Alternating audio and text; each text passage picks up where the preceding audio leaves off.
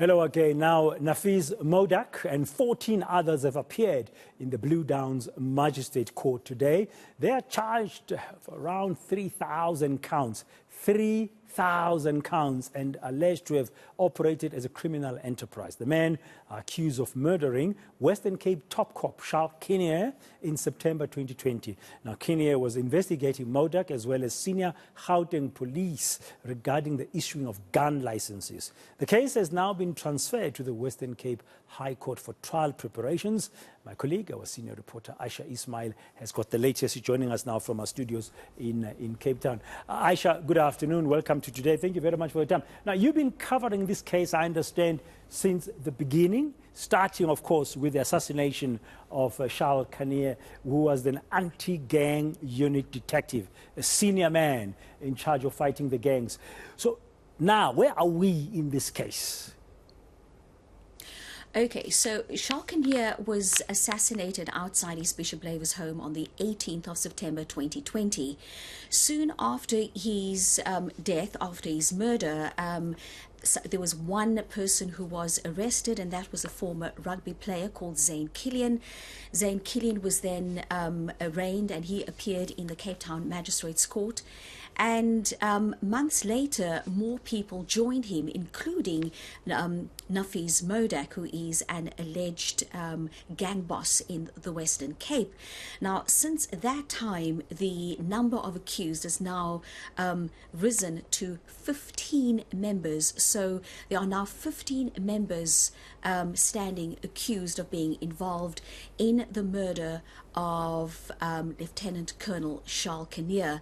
Now, they're not only facing charges of murder, but they're facing multiple charges of murder, multiple charges of attempted murder, as well as being in possession of illegal arms and ammunition, racketeering, money laundering, corruption, and a host of other gang-related charges. So today the matter was postponed to the 5th of May, and it has been transferred to the Western Cape High Court for trial, and so they will no longer be appearing in the Magistrates Court. They will be going straight to the High Court once the 5th of May arrives. It was very interesting to see how the police brought the 15 men to the Blue Downs Magistrates Court, heavily armed inside and outside of court. Inside court, we heard from Nafiz Modack that he no longer has a lawyer. He also raised his hand to say that he believes that this matter has now been prematurely transferred to the Western Cape High Court. He says he has not had sight of the charge sheet, and therefore he is going to go into the Western Cape High Court cold, not knowing exactly what the state's case is against him. The magistrate, of course, denied that objection and promptly postponed the matter to the 5th of May.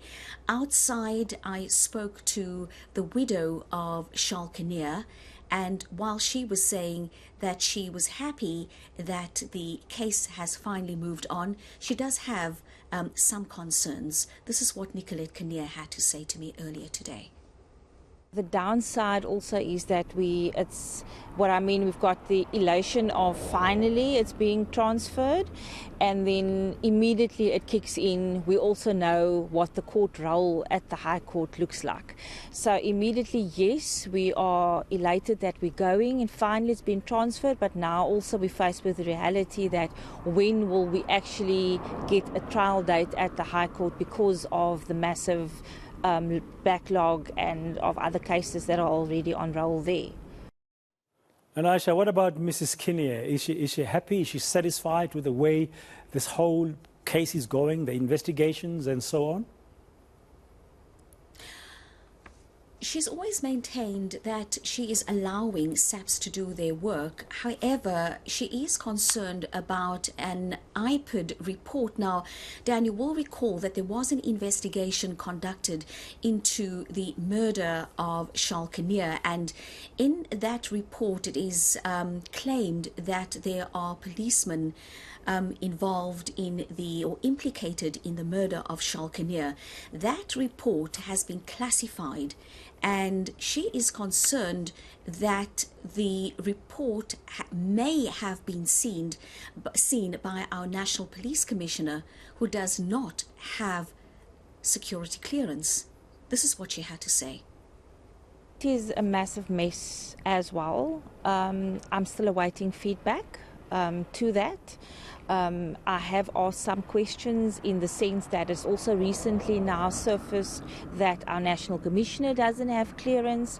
So for me now, the fact that he has had access or might have had access to the classified iPod report, where does that leave us? Where does that leave the confidentiality of the report itself? Where does that leave us in the fact with maybe investigations which he might have prompted or started based on findings within that report, because technically he should then not have had access to it.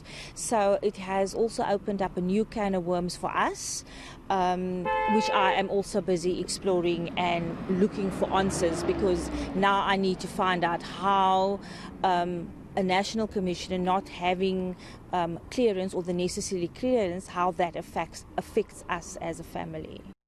I think that's a big question, Ayesha, that she's asking there.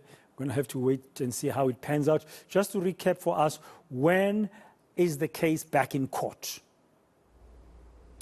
So the matter has been postponed to the 5th of May, and the 15 accused will then appear in the Western Cape High Court.